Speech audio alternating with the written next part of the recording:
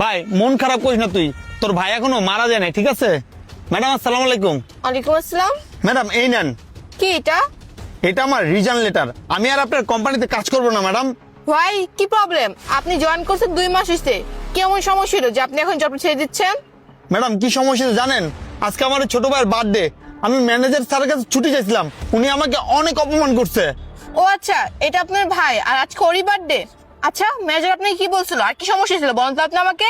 শুনেন তাহলে ম্যাডাম। কি ব্যাপার ভাই, তুমি এখনো দাঁড়ায় আছে কেন? তুমি না বললা আমাকে মার্কেটে নিয়ে যাবা, আজকে না আমার বার্থডে।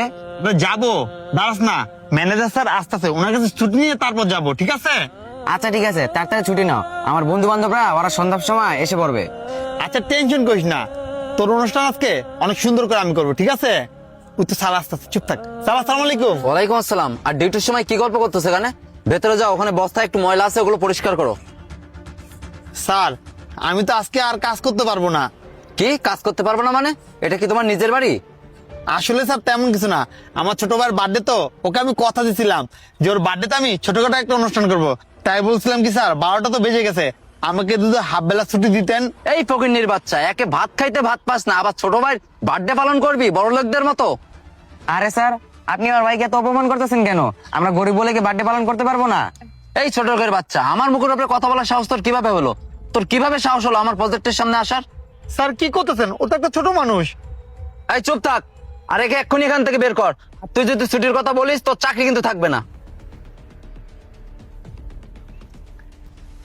ম্যাডাম এই ঘটনাই ঘটছিল, এখন আপনি বলেন এখানে আমার অন্যায়টা কি? আমরা গরিব দেখে কি আমরা কোনো অনুষ্ঠান করতে পারবো না? আচ্ছা নয়ন সাহেব আপনি ঠান্ডা হন, আমি রশিদ সাহেবকে এখনই ডাকাচ্ছি। ম্যাম সালাম আলাইকুম। ওয়ালাইকুম আসসালাম। ম্যাম এখানে কি আপনি আসতে বলছিলেন আমাকে? হ্যাঁ আপনাকে আমি এখানে আসতে বলছিলাম। এই ছোট লোকের বাচ্চা, তো ছোট ভাইকে এখন এখান থেকে পাঠাস নাই? রশিদ সাহেব চুপ থাকেন, আপনার এত বড় সাহস, আমি মালিক এখানে দাঁড়া থাকা সত্ত্বেও আপনি আমার কর্মচারীদেরকে বকা দিচ্ছেন? এত বড় সাহস আপনাকে কে দিছে? আসলে ম্যাডাম কাজের সময় ও ছোট ভাইয়ের সাথে এখানে দাঁড়িয়ে গল্প করতেছে, তার জন্য বলছিলাম। উনি এখানে দাঁড়িয়ে গল্প করতেছিল নাকি কি করতেছিল এটা আমি মালিক আমি বুঝবো, আপনি না। আপনাকে আমি নাক গলাতে বলিও নাই। আর উনি যখন আপনার কাছে ছুটি চাইছিল তখন আপনি ওনাকে কি বলতেন? ম্যাডাম কিভাবে ছুটি দেবো বলেন? একটা সিকিউরিটি গার্ড আসে নাই, আর উনি একাই, আর ওনাকে ছুটি দিলে এখানে যদি সবকিছু চুরি হয়ে যায়? যাই হোক, উনি আপনার কাছে ছুটি চাইছিল, এটা আপনি আমাকে বলবেন। আপনি আমাকে না বলে ওনাকে আপনি চাকরি চলে যেতে পারে এরকম ভয় কেন দেখাইছেন? এই অধিকার আপনি কে দিয়েছেন রশিদ সাহেব? ম্যাডাম সরি, আসলে আমার ভুল হয়ে গেছে, আমি বুঝতে পারিনি। ঠিক আছে রশিদ সাহেব, আরেকটা কথা, নেক্সট টাইম কোম্পানির ব্যাপারে আপনি নিজেদের নাক গলাবেন না। আপনি আমাকে আগে বলবেন, তারপর আপনি কিছু একটা করবেন। আর ভাই দেবে নয়ন সাহেব, এই নেন, এখানে 20,000 টাকা আছে, এটা আপনার ভাইয়ের বার্থডে অনুষ্ঠানে কাজে লাগতে পারে। সত্যি ম্যাডাম, এটা আমার ছোট ভাইয়ের অনুষ্ঠানের জন্য আপনি আমাকে দিলেন, কিন্তু ম্যাডাম আমার ছুটিটা?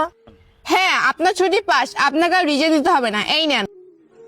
ভাইয়া, তার মানে আমার বার্থডে অনুষ্ঠান হবে? হ্যাঁ ভাই, তোর অনুষ্ঠান ধুমধাম করে হবে, চল তাহলে। দাঁড়ান নয়ন সাহেব, আপনার ভাইয়ের বার্থডে অনুষ্ঠান করতেছেন আর আমাকে ইনভাইট করবেন না? ম্যাডাম সত্যি আপনি আমার ভাইয়ের অনুষ্ঠানে যাবেন? আরে পাগল, যাবো না কেন, অবশ্যই যাবো। আপনি এক কাজ করেন, আমার হোয়াটসঅ্যাপে আপনার ভাইয়ের অনুষ্ঠানের ঠিকানা আমাকে দিয়ে দিন।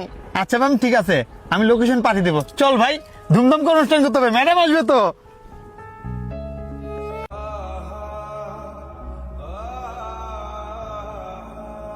রশিদ সাহেব চলেন। বন্ধুরা কখনো কোনো গরিবের সাথে না ইনসাফ করবেন না, কারণ তারাও আমাদের মতো একজন মানুষ। এই ভিডিওটা ভালো লাগলে লাইক শেয়ার কমেন্টস করতে ভুলবেন না, এবং কি এই ভিডিওটা শেয়ার দিতেও ভুলবেন না। সবাইকে অনেক অনেক ধন্যবাদ এই ভিডিও দেখার জন্য।